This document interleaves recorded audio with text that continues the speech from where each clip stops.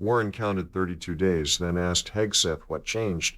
She had the dates. Senator Elizabeth Warren walked into that confirmation hearing with a list, not a general characterization of Pete Hegseth's positions on women in the military. A documented, dated, sourced chronology of 12 years of public statements, interviews, books, podcasts, print articles, in which Hegseth had said in various formulations and with varying levels of emphasis the same thing. Women do not belong in combat. She had the video, she said so. She had the print, she had the dates. She was not going to rely on anonymous sources or second-hand accounts. She was going to quote him directly. What she had built before she asked her central question was not an argument, it was a timeline, and the timeline produced a number. 32 days. The distance between Hegseth's last public statement that women straight up should not be permitted to serve in combat and his first public statement that some of our greatest warriors are women. 32 days, 12 years on one side, one nomination on the other, 32 days in between. This channel tracks the documentation as it moves through the legal system. If you want to follow where this goes, subscribe and turn on notifications. New videos drop when the record produces something worth documenting. Let's build the timeline. Warren had prepared for this exchange carefully.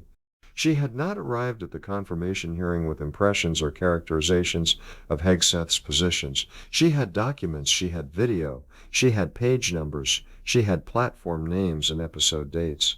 When she said she was going to quote him directly, she was telling him that the exchange was going to happen on ground he had himself created, his own words, in his own voice at specific dates and times that are part of the public record. January 2013, Fox News interview. Hegseth said that allowing women to serve in combat roles would force the military to lower the bar. The argument was standards. Women couldn't measure up. Permitting them in combat would require lowering the requirements that kept military units effective.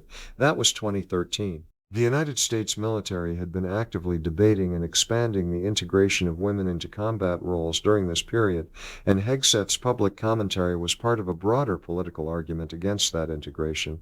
His position was not unusual in certain media contexts. What was notable was its consistency, the same argument, the same directional claim, returning again and again across the following decade. 2015, Fox News again, the same argument with a different word. Women in combat would erode standards, same substance, same directional claim. Women in these roles would make the military less effective because their presence would require adjusting what the military requires of its people. June 2024, the Ben Shapiro podcast. The language had become more direct. Women shouldn't be in combat at all.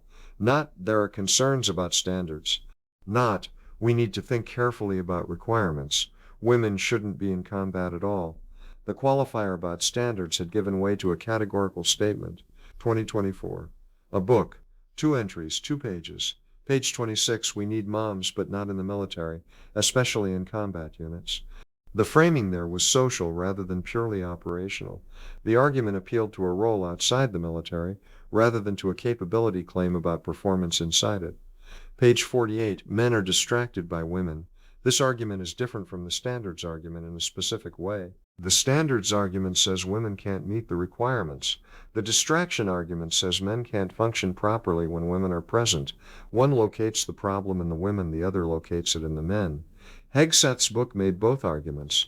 10 weeks before the confirmation hearing, The Shawn Ryan Show. Straight up, I'm straight up just saying we should not have women in combat roles. Not a policy nuance, not a contextual qualification, a direct declarative statement delivered without hedging. That is 6 documented statements across 12 years. Warren noted that on each of those statements the position was delivered without qualification.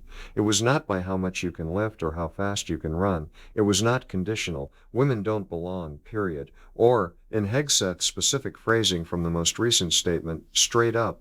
Then came the calculation. 6 documented statements, 12 years, same position every time, then one event. November 9, 2024, 32 days after the Shawn Ryan Show statement, Hegseth declared that some of our greatest warriors are women and that he supports having them serve in combat. 6 quotes, 12 years, every one unqualified. Now one question. Warren looked at Hegseth and asked, what extraordinary event happened in that 32-day period that made you change the core values you had expressed for the preceding 12 years? The room understood the question before he answered it. The math was visible to everyone who had been paying attention. Warren had not asked the question as a revelation. She had asked it as a conclusion to a documented sequence that the hearing room had just watched her assemble, one quote at a time. 12 years of documented, consistent, unqualified statements, 32 days. One event in that 32-day window. Donald Trump nominated Pete Hegseth to be Secretary of Defense. Hegseth's posture during Warren's list had been the posture of someone managing the experience of being quoted at, not disputed. He did not interrupt, did not challenge the quotes, did not ask for clarification about which statement was being cited. He sat with the controlled stillness of someone who has been through confirmation preparation and understands that maintaining composure while being confronted with one's own documented statements is part of the exercise. When Warren cited the 2013 article, he said he wasn't familiar with it but noted it underscored his argument about standards. That response, not denying the substance, just redirecting to the framing he preferred, was the same response structure he would use for each subsequent quote. The quote arrives, the reframe follows. The stillness was competent. What it did not produce was an explanation for the 32-day change. When Warren asked the specific question, what extraordinary event happened in that 32-day period, the answer he provided was the same answer he had been providing throughout. Standards. It was not responsive to the question. The question was not whether his concerns had always been about standards. The question was what changed in 32 days. Standards does not answer that question. Standards describes the framing of his prior position. It does not account for why the prior position reversed. Hegseth said the issue had always been about standards. Warren said, I'm quoting you directly, we have the video. I want to be clear, for 12 years you were quite open about your views. Women are inferior soldiers, sailors, Marines, airmen, and guardians. Then she said, and then on November 9th, just 32 days after your last public statement, you declared some of our greatest warriors are women. She said it was a very big about-face in a very short period of time. Let's examine what the standards argument does and does not address. He said standards. She had his exact words. Standards and all are not the same word. The standards argument that Hegseth's concern has always been about whether women can meet the physical and operational requirements of combat roles, not about women categorically, is a reframing rather than a counter-argument. A counter-argument would address Warren's specific documented statements and explain why each one is consistent with a standards-based position. The reframing invites the listener to accept a different description of the underlying concern and evaluate that description, rather than the documented record.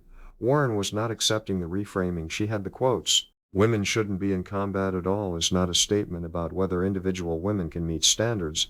It is a categorical statement. All does not mean some of the ones who qualify. All means all. Straight up means without qualification. The language Hegseth had used in his own statements did not include conditional clauses about who can lift how much or run how fast. He had used the word all. He had used the phrase straight up. Those are not the words of someone making a nuanced performance-based argument. The distraction argument from page 48 of his book is even further from a standards argument. A man who is distracted by the presence of women is not failing to meet a standard. He is creating a conditions argument that the presence of women creates a problem in the environment regardless of what any individual woman can or cannot do. That argument implies that a woman who could exceed every physical requirement of her role should still be excluded because of the effect her presence has on male soldiers. The logical structure of the distraction argument places the burden of the problem on the person who is not causing it.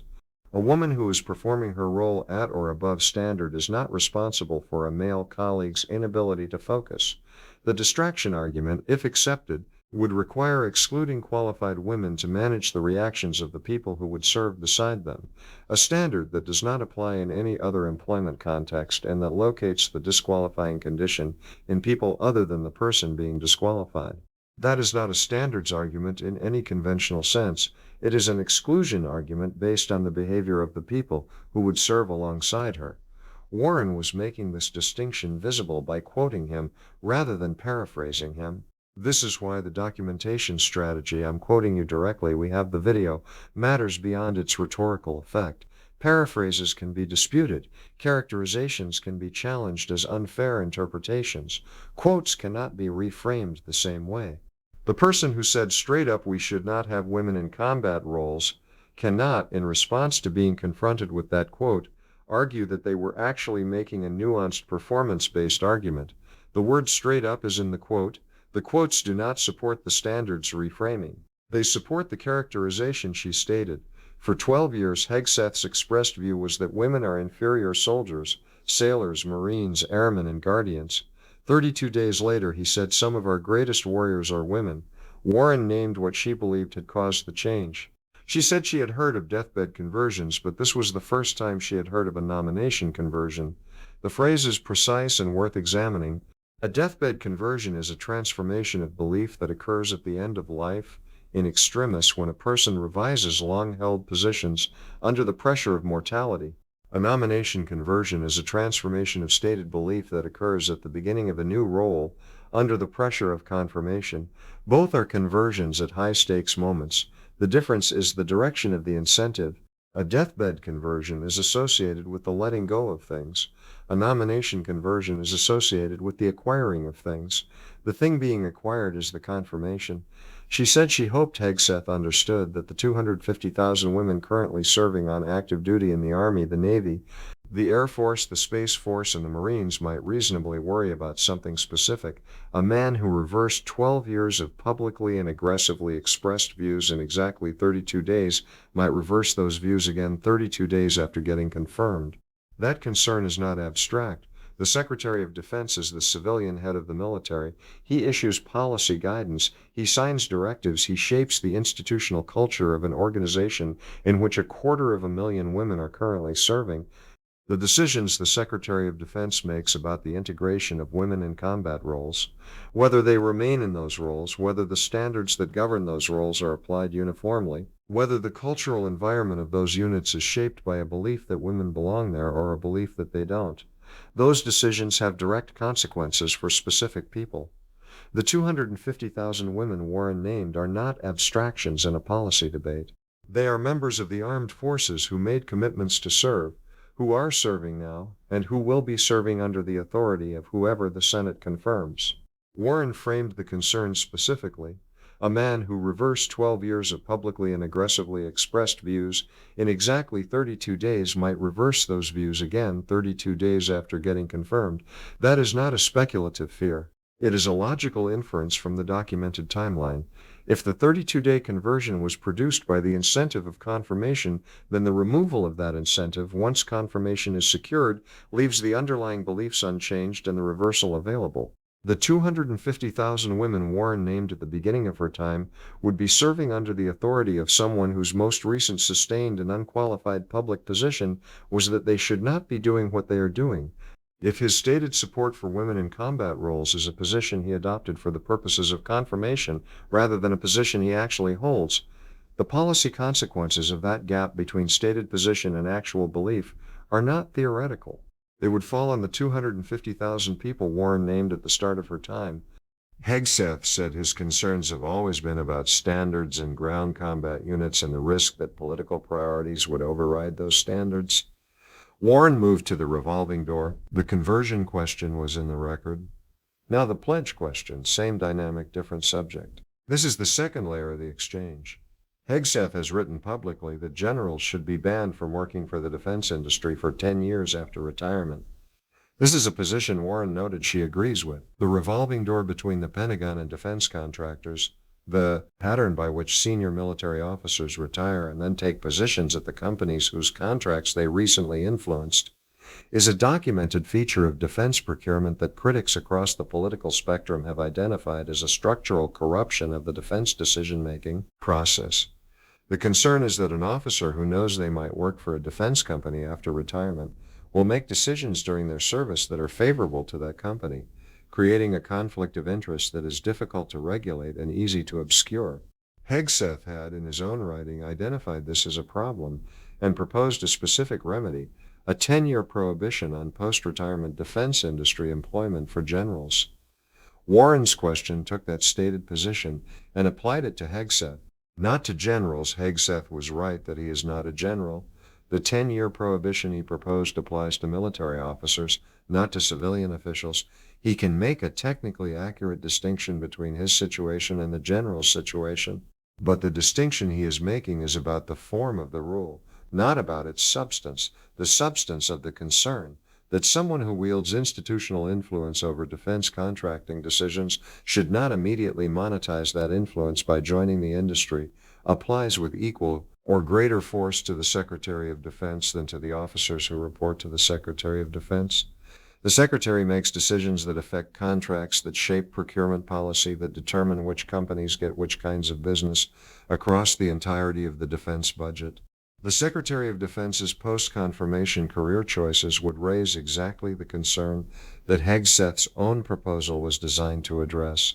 The form of the rule, generals not civilians, exempts him, the substance of the concern does not. Warren asked whether Hegseth would make the same pledge for himself. He said it was not something he had thought about because it was not his motivation for the job. Warren said she just needed a yes or no.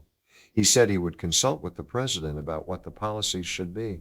Warren stated the implication plainly. He is quite sure that every general who serves should not go directly into the defense industry for 10 years, but he is not willing to make the same pledge for himself. Then she said, "You will be the one in charge of the generals." That sentence is the structural argument of the revolving door exchange. Hegseth is not a general. He is right about that. He is a civilian nominee for a civilian position. The 10-year prohibition he proposed applies to military officers, not to civilian officials. He can make a technically accurate distinction between his situation and the general's situation. But the distinction he is making is about the form of the rule, not about its substance. The substance of the rule, that people who wield institutional influence over defense contracting should not monetize that influence by moving directly to the industry they influenced, applies with equal or greater force to the person who holds the position of Secretary of Defense than to the officers who report to him. Warren called it what it is. Sauce for the goose, but not for the gander. She was using the phrase precisely. A principle that applies to the people you supervise should apply to you. A person who advocates a restriction on others' conduct while exempting themselves from that restriction is not applying the principle they claim to endorse. They are applying the principle selectively, which means they are using the principle as a tool to restrict others rather than as a standard they hold themselves to. Hegseth said he would consult with the president. Warren noted that this means he would not make the pledge. 12 years of public statements, 32 days to reverse them. His own written standard for generals. A month later, consult the president. The two subjects Warren raised, the 32-day conversion and the revolving door pledge, share a structure. On both, Hegseth had stated one position publicly and was unwilling to commit to that position for himself in the confirmation hearing. For 12 years, he said women should not be in combat. For the confirmation, he said some of our greatest warriors are women. In his writing, he said generals should not go directly to the defense industry. In his testimony, he said he would consult the president. The gap that structure produces is documented. It sits in the confirmation record, available for comparison with what the Secretary of Defense does in office. Confirmation hearings are not binding contracts. A nominee who states a position to get confirmed is not legally obligated to hold that position once confirmed, but the record of what was said is permanent. When officials do in office things that differ from what they said in confirmation, when the policy on women in combat changes, or when the Secretary of Defense takes a defense industry position within months of leaving office, the record of what they said in the hearing becomes the baseline against which the departure is measured. Warren was building that baseline. The technique she used, quoting rather than characterizing, citing page numbers rather than summarizing, naming dates rather than describing impressions, is the technique of someone who has been in enough confirmation hearings to understand that what the record captures is what survives. Paraphrases fade, characterizations get disputed. Exact quotes with exact dates sourced to specific platforms and specific publications are the material the record preserves without ambiguity. The question was, what extraordinary event happened in those 32 days? It is in the permanent record of the Senate Armed Services Committee. It will be cited in every subsequent analysis of Hegseth's tenure that examines the relationship between what he said to get the job and what he did once he had it. The 6 quotes are in the record. The 12 years are in the record. The 32 days are in the record. The nomination date is a matter of public record. All of it is available to anyone who wants to understand the arc from straight up "we should not have women in combat roles" to "some of our greatest warriors are women." He never answered it directly. She did.